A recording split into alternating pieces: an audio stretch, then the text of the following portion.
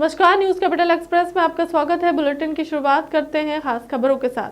टीकमगढ़ में बेटे ने अपने पिता की लाइसेंसी बंदूक से गोली मारकर अपनी ही मां की हत्या कर दी। घटना को अंजाम देकर बेटे ने खुद की पुलिस को फोन लगाकर घटना की जानकारी दी। पुलिस ने तुरंत मौके पर पहुंचकर आरोपी बेटे को गिरफ्तार कर लिया और पूरे मामले की जांच शुरू कर दी। टीकमगढ़ के भगत नगर कॉलोनी में उस समय सनसनी फैल गई जब एक बेटे ने अपने पिता की लाइसेंसी बंदूक से मां को गोली मार दी। गोली मारते ही मां की मौके पर मौत हो गई। घटना को अंजाम देकर आरोपी बेटे ने पुलिस को फोन भी लगाया और घर के बाहर कुर्सी डालकर बैठ गया।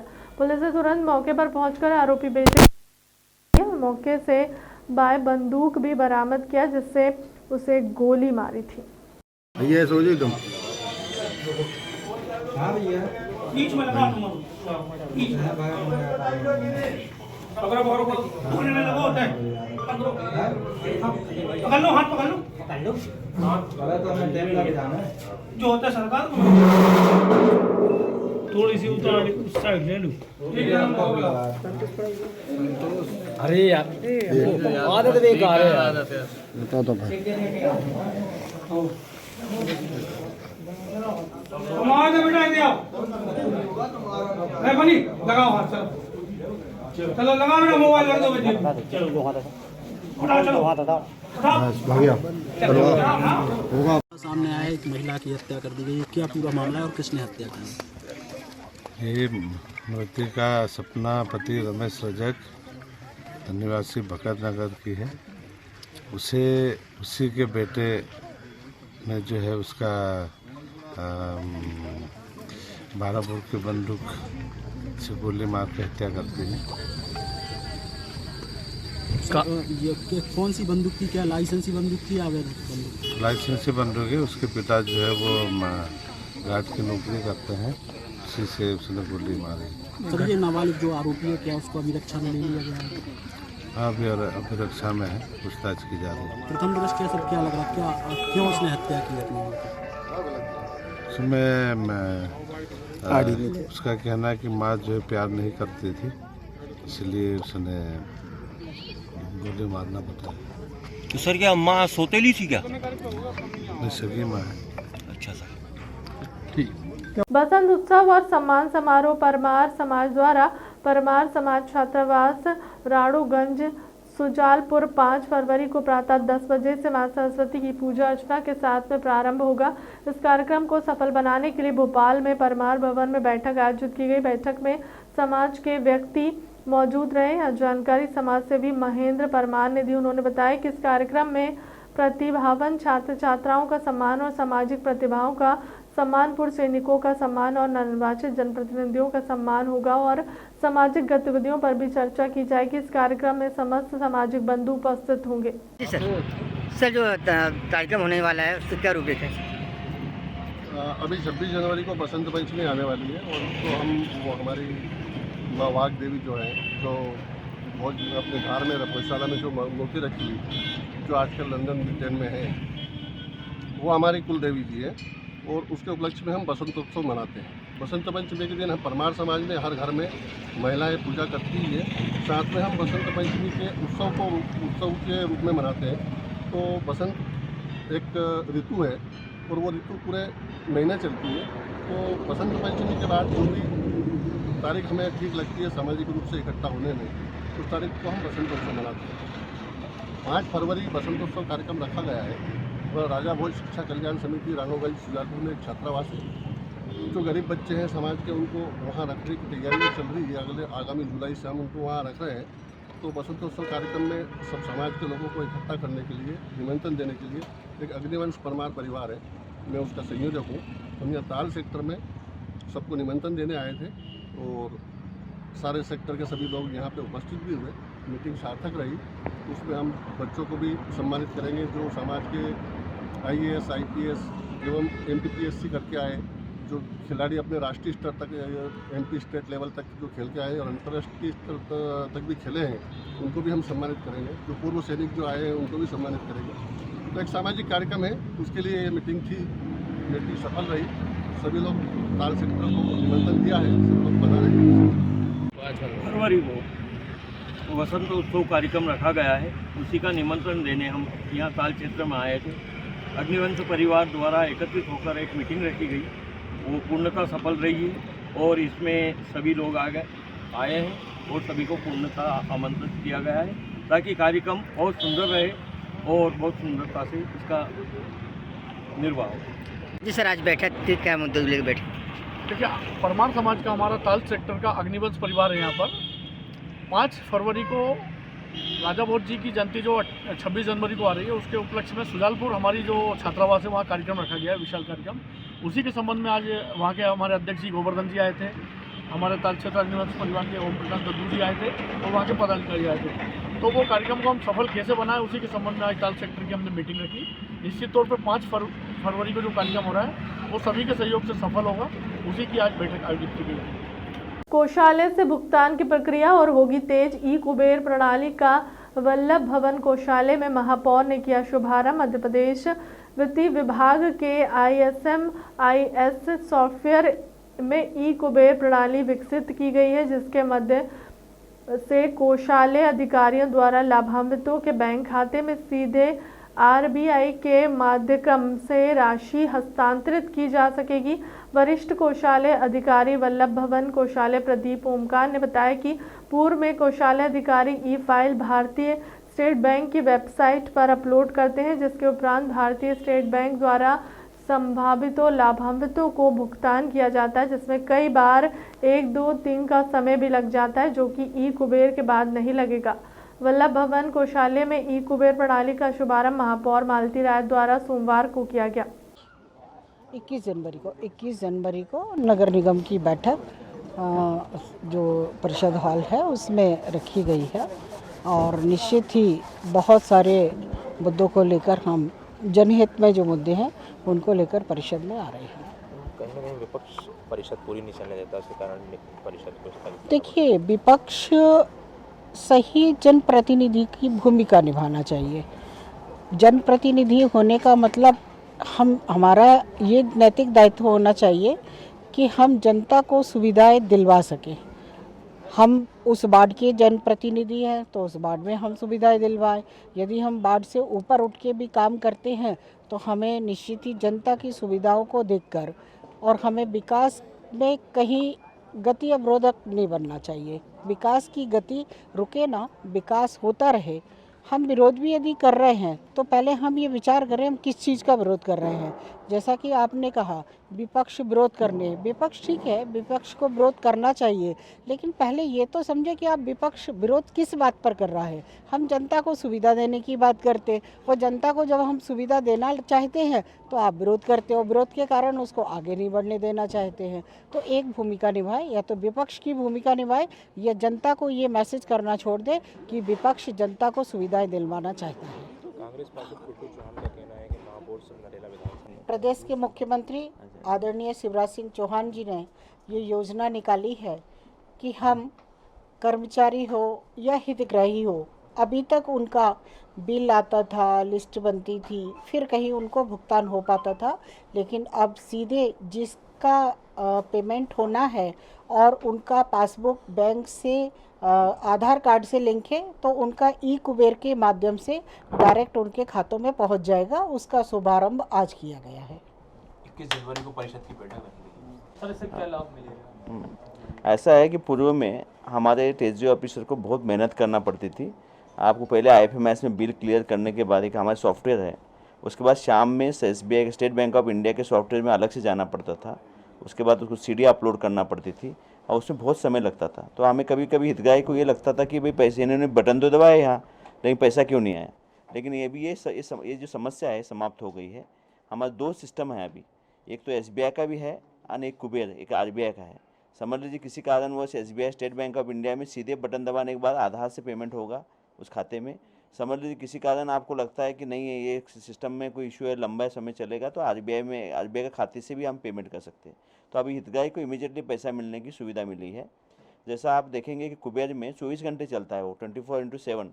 रात में 10 बजे भी कभी समझ लो इमरजेंसी किसी को पैसे जमा कर देना है तो हम यहाँ से रात में ट्रेजरी में पुश करने के बाद बटन उदिन आधा हाफ एन आवर उसके खाते में पैसा जमा होगा। जैसे आप NEFT से करते हैं घर में, पेमेंट, उसी तरह से इतना स्मूथ कर दिया है जिससे कि लोगों को ज़्यादा से ज़्यादा लाभ हो।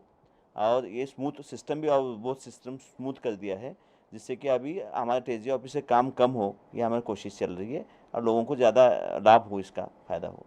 Thank you. मंदसौर जिले के शामगढ़ में स्वास्थ्य सुविधा के अभाव में काफ़ी समय से मांग चलती रही।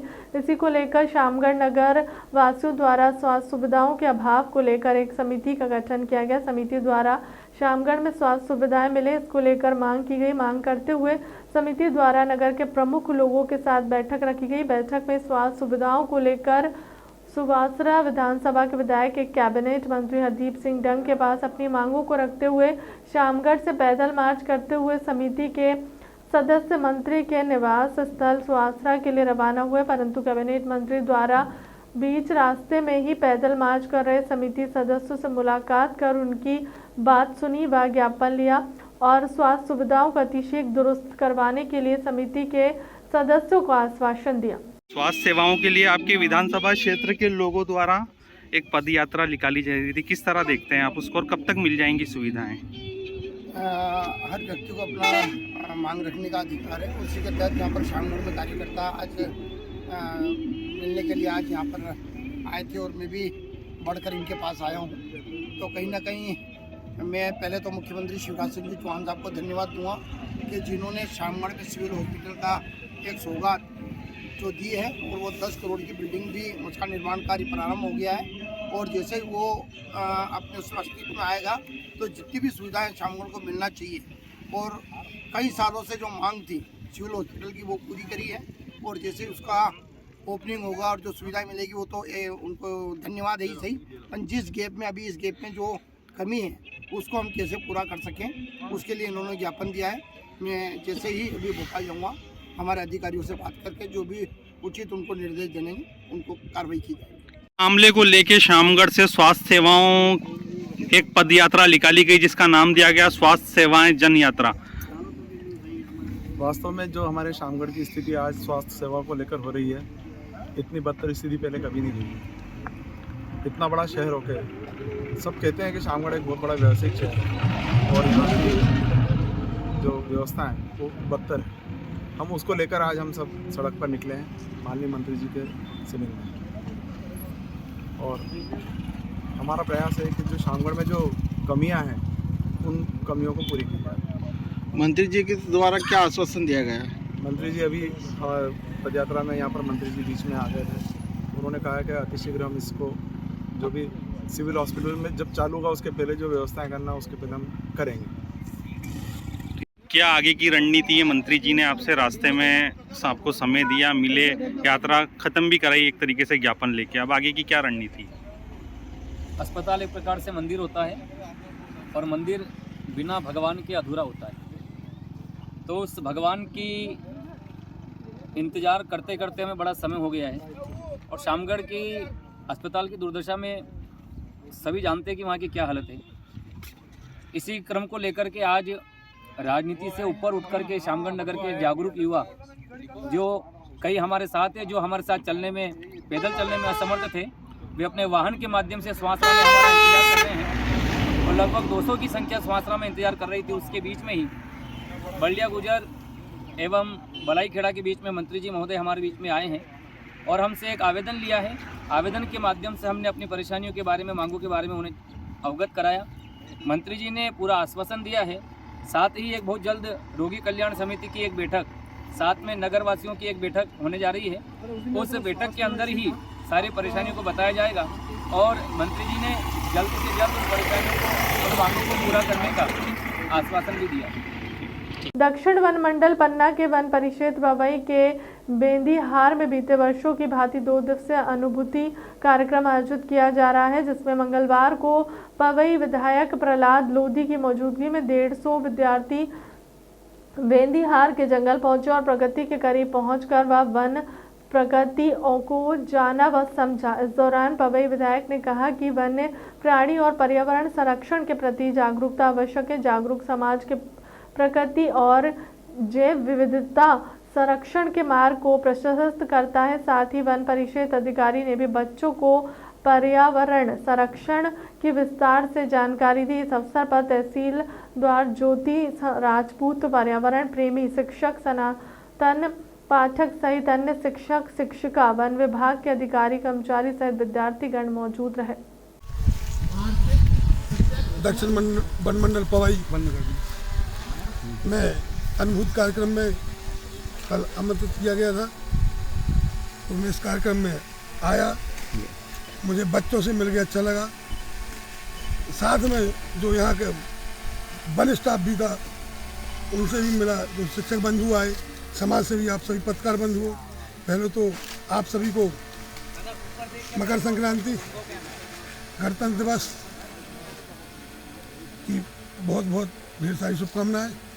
और हमें एक बहुत बड़ा सौभाग्य हुआ कि आज हम इस बेंदीहार में अनुभूत कार्यक्रम में वन परिवार के साथ, शिक्षक बंधुओं के साथ, समाज सेवियों के साथ, बालक बालिकाओं के साथ और सभी पत्रकार बंधुओं के साथ में ये मौका मिला। तो मैंने कुछ नहीं, मुझे कोई मैंने एहसान नहीं किया किसी पे आके, ये मेरा कर्तव्य था कि मुझे आप सबके बीच में आना चाहिए और ये कार्यक्रम होते रहे और हमें भी वन विभाग के साथ कंधे से कंधा मिला के वन प्राणियों की रक्षा करने के लिए, वहाँ के पेड़ पौधों की रक्षा करने के लिए, जो आग लोग लगा देते हैं इन दिनों, उस आग से बचाव करने के लिए कंधे से कंधे मिला करके हमें इस जंगल की रक्षा करना पड़ेगी, क्योंकि इसमें जब आग लगती है तो हमें वन प्राणी भी परेशान हो जाते हैं। और ऑक्सीजन का पता तो सबको पता नहीं है, ऑक्सीजन का पता हमें है, क्योंकि मैंने कोरोना काल में झेला है, उस समय ऑक्सीजन का सबको पता चला है। तो ये पेड़ पौधे जो हमारे जंगल में रहते हैं, इनसे हमें बहुत बड़ी ऑक्सीजन मिलती है और इसकी रक्षा करने के लिए हमें ऑक्सीजन के लिए वन विभाग की पेड़ों की, पेड़ पौधों की और उनके साथ कंधे से कंधे मिला करके काम करने की ज़रूरत है, जिससे हमारा पर्यावरण बचा रहे, हमें सबके ऑक्सीजन मिलती रहे, हम सब इससे निरोग रहेंगे। यही मैं भावना के साथ मैं आप सबको, आए हुए सभी छात्र छात्राओं को, बालक बालिकाओं या शिक्षक बंधुओं को, सभी अधिकारी कर्मचारियों को, सभी पत्रकार बंधुओं को मेरा हाथ जोड़ करके प्रणाम पहुँचे। बोलिए भारत माता की। समाजवादी पार्टी मध्य प्रदेश संपूर्ण मुख्यालय पर 19 तारीख को विशाल धरना प्रदर्शन करेगी। सरकार की जन विरोधी जो नीति है उनको राज्यपाल के नाम ज्ञापन सौंपेंगे। यह सरकार सिर्फ लोकतंत्र बचा रही है, बेरोजगारी, भ्रष्टाचार, अत्याचार मध्य प्रदेश में अव्वल नंबर पर है। 19 तारीख को भोपाल के नीलम पार्क में समाजवादी पार्टी प्रदेश अध्यक्ष रामायण पटेल समेत हजारों कार्यकर्ता विशाल धरना प्रदर्शन में शामिल होंगे। सरकार को जगाने का कार्य करेंगे। हम धरना प्रदर्शन के माध्यम से जो सरकार सोई हुई है, राष्ट्रीय अध्यक्ष के आह्वान पर संपूर्ण मध्य प्रदेश में इस धरने को समाजवादी का एक एक कार्यकर्ता 19 तारीख को सरकार को जगाने का काम करेगी। इस धरना प्रदर्शन में पार्टी के समस्त पदाधिकारी, वरिष्ठ कार्यकर्ता और युवा कार्यकर्ता भी सम्मिलित होंगे। जो 19 तारीख को विशाल प्रदर्शन करने जा रहे हैं, कितने कार्यकर्ता उसमें सम्मिलित होने की उम्मीद जताई जा रही? ये तो पूरे प्रदेश का जो सरकार की जन विरोधी नीतियां हैं उनके खिलाफ पूरे प्रदर्शन में तो हजारों लाखों की संख्या भी हो सकती है, पूरे अगर 52 जिलों की बात करें। लेकिन हमारा जो प्रदर्शन है वो ये मान के चलते हैं कि ये सरकार जन विरोधी नीति है, ये गूंगी बहरी हो गई, इनको कुछ सुनाई नहीं दे रहा कि जिस भारत के संविधान से वो गद्दी पर जाकर बैठ गए हैं और इनके अधीनस्थ चपरासी से लेकर कलेक्टर इनके अधीनस्थ होते हैं और फिर एक बड़ा अन्याय अत्याचार हो रहा पूरे प्रदेश में, उसके खिलाफ समाजवादी पार्टी बहुत गंभीरता से लेते हुए मध्य प्रदेश में जो इस आगाज को लेकर चल रही है, हमारे राष्ट्रीय अध्यक्ष की आदेश निर्देश के अनुसार मध्य प्रदेश के प्रदेश अध्यक्ष जिस गति से काम करना शुरू किए हैं वो निश्चित ही 2023 का परिणाम होगा और हम इस जनता को, इस अन्याय अत्याचारी सरकार को ये हम सबक सिखाएंगे। 2023 में सत्ता से उतारने का काम समाजवादी पार्टी करेगी। इस बात में वो मुगालते और धोखे में है भारतीय जनता पार्टी कि हम धर्म के नाम पर और मंदिर मस्जिद के नाम पर वोट ले रहे हैं। ये हम कतई समाजवादी नहीं होने देंगे। हम लोग सेकुलरवादी हैं, हम भारत के संविधान को मानने वाले लोग हैं। बाबा साहब अम्बेडकर ने जो लिखा है वो भारत का संविधान दुनिया के सबसे महत्वपूर्ण संविधानों में एक है। यहाँ मानव में कोई भेद नहीं करता, जबकि भारतीय जनता पार्टी वर्ग भेद चला रही है, जातिवाद वर्ग भेद चला रही है। स्पष्ट दिखाई दे रहा मध्य प्रदेश हिंदुस्तान की जनता को। इसलिए ये बहुत गंभीर सवाल है और यही जन विरोधी नीति है जो संविधान के खिलाफ चलता है। वो सरकार रहने के लायक मध्य प्रदेश में नहीं है। सर भोपाल जिले से कितने लोग एकत्रित होने की उम्मीद जताई जा रही है? भोपाल के हजारों लोग इकट्ठे हो रहे होंगे, कल नीलम पार्क में देखेंगे 19 तारीख को। सर अन्य जिलों में क्या टारगेट रखा है? अन्य जिलों में भी बहुत अच्छा प्रदर्शन होने जा रहा। कोई हमारे जो जिलाध्यक्ष हैं, प्रदेश के जो नेतागण हैं, जो जिस जिले में है वो इतना अच्छा प्रदर्शन करेंगे, इससे सरकार की जो नींद है वो नींद हराम हो जाएगी सरकार की। क्या लगता है सर, कई सामाजिक संगठन विरोध प्रदर्शन लगातार कर रहे हैं लेकिन सरकार ध्यान नहीं दे रही, क्या समाज पर इस पे? ये लंबे समय से जो सरकार रहती है वो इतने आराम फरोश, चाहे उनके अधीनस्थ कर्मचारी अधिकारी हों, ये तो सिर्फ लूटने में लगे हुए रहते हैं। जिनकी आय देख लो, अगर 5 साल 10 साल पहले उनकी क्या थी, वो करोड़ों के मालिक हो गए। लूट तंत्र नहीं है तो क्या मचा रखा है इन्होंने? ये भारतीय जनता पार्टी जो कर रही है, जिनके पास वो कहते हैं कि हम तरीके से काम कर रहे हैं, हम आरएसएस के चैनल से जा रहे हैं, आरएसएस के थ्रू है, आरएसएस के एजेंडे से जा रहे हैं। आरएसएस के स्वयंसेवक का अर्थ क्या है? इनकी क्या जिम्मेदारी? एक चपरासी हिंदुस्तान में जब जवाबदारी होती है, आरएसएस के क्या मुखिया की इस हिंदुस्तान की जवाबदारी? हिंदू मुसलमान कह के उस सत्ता की ओर बढ़ गए। सर आप मुखिया की बात करें, क्या प्रदेश अध्यक्ष भी इस आंदोलन में शामिल होंगे? प्रदेश अध्यक्ष इस आंदोलन में शामिल होंगे और उन्हीं के नेतृत्व में, उन्हीं के आदेश निर्देश अनुसार पूरे प्रदेश में जो धरना आंदोलन चलाया जा रहा है वो एक निश्चित ही हम 23 में उसका कामयाबी का हम ये दिखाएंगे। हमारे राष्ट्रीय अध्यक्ष जी के जो दिशा निर्देश हैं कि हमारे बिना सरकार नहीं बनना चाहिए, 2023 देखेगा, पूरा हिंदुस्तान देखेगा। आनंद उत्सव कार्यक्रम शाहपुरा के नवीन बस स्टैंड पर हुआ आयोजित। राज्य आनंद संस्थान, आनंद विभाग और जिला कार्यक्रम अधिकारी महिला और बाल विकास बुरहानपुर के आदेश अनुसार नगर परिषद शाहपुरा द्वारा सोमवार को आनंद उत्सव 2023 का आयोजन नगर के नवीन बस स्टैंड परिसर में किया गया। सर्वप्रथम अध्यक्ष साधना वीरेंद्र तिवारी और उपाध्यक्ष रंजनी गोपाल चौधरी द्वारा मां सरस्वती के फोटो का पूजन माल्यार्पण कर आनंद उत्सव कार्यक्रम प्रारंभ किया। कार्यक्रम में कुर्सी रेस, रस्साकस्सी, 100-200 मीटर दौड़, चम्मच रेस प्रतियोगिता का आयोजन किया गया। इसमें निकाय कर्मचारी प्रदीप कुमार धनोते द्वारा शानदार नृत्य किया गया।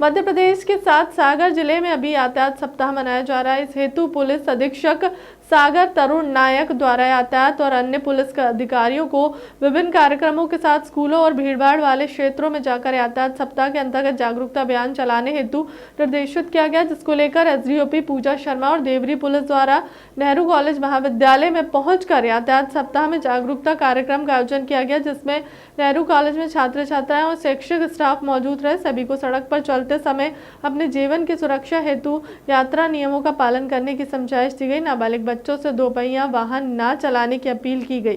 ड्राइविंग लाइसेंस बचाने के बाद ही वाहन चलाने हेतु बताया गया। लेते हैं, गाड़ियाँ खरीद लेते हैं, सब कर लेते हैं। इंश्योरेंस तक का तो लगभग ज्ञान रहता है, लेकिन उसके बाद का हमें ज्ञान नहीं रहता कि क्या क्या चीज़ें अपराध है। अब जो MB एक्ट बना है उसमें लगभग हर आपकी जो गलती, इसको अपराध नहीं कहते, इसमें गलती है। आपका एक तो करियर उसमें खराब नहीं होगा, लेकिन इन गलतियों में लगभग आपको समझ लीजिए 500 से 1000, 1000 से 3000 इतने तक के चालान। तो अगर हम नियमों को जाने तो हमें चालान क्यों भरना पड़े, है कि नहीं? हमारे कुछ पैसे बच जाएंगे, वो हमारे दूसरे उसमें इंश्योरेंस के काम आ जाएंगे। क्या है, आप लोग जानते हैं कि गाड़ी जो होती है जैसे स्कूटी है, मेनली हम लोग ये सोचते हैं कि उसमें पीछे हमने नंबर लिखवा लिया, अब नंबर प्लेट उनने दी नहीं तो हम आगे क्यों लगवाएं। अब ऐसा है क्या, अगर मान के चलो आपने किसी का एक्सीडेंट कर दिया और आप भाग रहे हो, अब गाड़ी का नंबर उसने सामने से देखना था, अब आपका गाड़ी का नंबर नहीं देखा, तो ये अपने आप में एक प्रश्नास्पद चीज लगती है कि नहीं लगती कि आपने गाड़ी का नंबर सामने क्यों नहीं लिखवा रखा, बताइए। ऐसा नहीं कि एक्सीडेंट हो जाए या एक्सीडेंट आपने कर दिया तो बहुत बड़ी चीज़ है, लेकिन आपको नियम का ज्ञान होना चाहिए। हम लोग क्या करते हैं, जो हमारी जो गिरिवन चेकिंग चल रही है ना रोज के रोज में, आप लोग को पता चलता होगा कि भाई चेकिंग चल रही है, चेकिंग चल रही है, चेकिंग चल रही है, जहाँ वो थाने के सामने से ना निकल के आप इधर से निकल जाते हो ना, उसी की बात बता रहा हूँ। तो हम लोग इन उस पर करते हैं कि जैसे आप निकल रहे हो तो आपने हेलमेट रखा है कि नहीं रखा है। हम पेपर चेक करते हैं तो पेपर में मोस्टली ये चेक करते हैं कि आपकी गाड़ी का इंश्योरेंस है क्योंकि अगर आपने किसी को काट दिया या कोई एक्सीडेंट हो गया खुदा ना खास्ता तो आपका इंश्योरेंस ही आपके काम आए, समझ रहे हैं। खासतौर से अगर कोई कार तो मेरे हिसाब से कभी यूज़ नहीं करते होंगे, लेकिन सड़क सुरक्षा सप्ताह को ध्यान रखते हुए लोगों में जन जागरूकता ट्रैफिक नियमों के प्रति फैलाई जा रही है और साथ ही MB एक्ट के तहत विभिन्न धाराओं में चालान किए जा रहे हैं जिसकी राशि वसूल कर जमा किया जा रहा है। अभी तक कितने चालान काटे गए हैं? 14 चालान हो चुके हैं। चालान में कैसे कैसे नियम चालान काटे जा रहे हैं, तो क्या उनकी कमी पाई जा रही है? 4 व्हीलर्स में खासतौर से सीट बेल्ट ना लगाना और अगर हेलमेट नहीं पहना है 2 व्हीलर्स में तो उसके लिए, और साथ में अगर बहुत बड़े कमर्शियल वाहन हैं HMV हैं तो उसमें चारों तरफ जो नंबर प्लेट ना हो तो उस केस में चालान किया जाता है। बसों में जो चालक है, कंडक्टर है, अगर वो बिना वर्दी के पाए जा रहे हैं या बिल्ला नहीं है तो उसको भी चालान किए जा रहे हैं। तक की खबर में इतना ही, बने रहे हमारे चैनल के साथ। नमस्कार।